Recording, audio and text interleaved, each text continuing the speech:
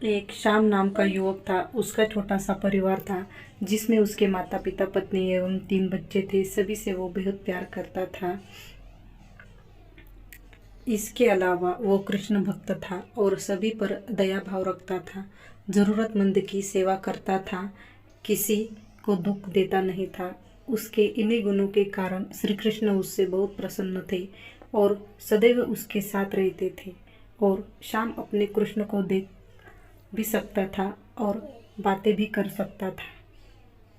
इसके बावजूद उसने कभी ईश्वर से कुछ नहीं मांगा। वह बहुत खुश था क्योंकि ईश्वर हमेशा उसके साथ रहते थे, उसे मार्गदर्शन देते थे। श्याम भी कृष्ण को अपने मित्र की तरह पुकारता था और उनसे अपने विचारों को बांटता था। एक दिन श्याम की माता की तबीयत अचानक खराब हो गई। उन्हें अस्पताल में भर्ती किया गया। उनसे सभी डॉक्टर्स के हाथ जोड़े, अपने माता को बचाने की मिन्नतें की, लेकिन सभी ने उससे कहा कि वो ज़्यादा उम्मीद नहीं दे सकते और सभी ने उसे भगवान पर भरोसा रखने को कहा। तभी श्याम को कृष्ण का ख्याल आया और उसने कृष्ण को पुकारा। कृष्ण दौड़ चले आए। श्याम ने कहा, मित्र, तुम तो भगवान हो, मेरे माता को बचा लो। कृष्ण ने कहा, मित्र, ये मेरे हाथ में नहीं है। अगर मृत्यु का समय होता तो मृत्यु होना तय है। इस पर श्याम नाराज हो गया और कृष्ण से लड़ने लगा। गुस्से में उन्हें कोसने लगा। भगवान ने भी उसे बहुत समझाया पर उसने उसकी एक भी नहीं सुनी। तभी भगवान कृष्ण ने कहा, मित्र, मैं तुम्हारी मदद कर सकता हूँ, लेकिन इसके लिए तुम्हें एक कार्य करना होगा। श्याम ने तुरंत पूछा, कैसा कार्य? फिर कृष्ण ने कहा, तुम्हें किसी एक घर से मुट्ठी भर चावल लाने होंगे और ध्यान रखना कि उस परिवार में किसी की मृत्यु न हुई हो।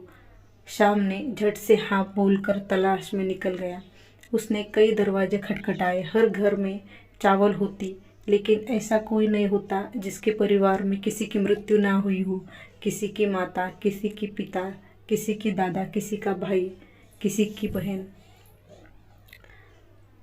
2 दिन तक भटकने के बाद शाम को ऐसा एक भी घर नहीं मिला। तब उससे ये बात का एहसास हुआ कि मृत्यु एक अटल सत्य है। इसका सामना सभी को करना होता है, इससे कोई नहीं भाग सकता। और अपने व्यवहार के लिए कृष्ण से वो माफ़ी मांगता है और निर्णय लेता है जब तक उसकी माता जीवित है वो उनकी सेवा करेगा।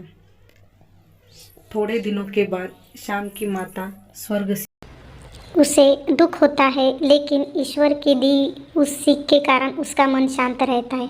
दोस्तों, इस प्रकार हम सभी को इस सच का स्वीकार करना चाहिए कि मृत्यु एक अटल सत्य है, उसे नकारना मूर्खता है। दुख होता है कि उसमें फंसे जाना गलत है, क्योंकि केवल आप ही उस दुख से पीड़ित नहीं होते, अपरंतु संपूर्ण मानव जाति उस दुख से रूबरू होती है। ऐसे सच को स्वीकार कर कर आगे बढ़ना ही जीवन है। कई बार हम अपने किसी खास के चले जाने से इतने बेबस हो जाते हैं कि सामने खड़ा जीवन और उससे जुड़े लोग हमें दिखाई नहीं दे पड़ते। ऐसे अंधकार से निकलना मुश्किल हो जाता है। जो मनुष्य मृत्यु को, सत्य को स्वीकार कर लेता है, उसका जीवन भार भी नहीं होता है और उसे कभी कष्ट नहीं होता। कष्ट उसे कभी तोड़ नहीं सकता। वो जीवन में हर क्षेत्र में आगे बढ़ता है। अगर आपको ये कहानी अच्छी लगे तो चैनल को सब्सक्राइब और वीडियो को लाइक ज़रूर कर देना।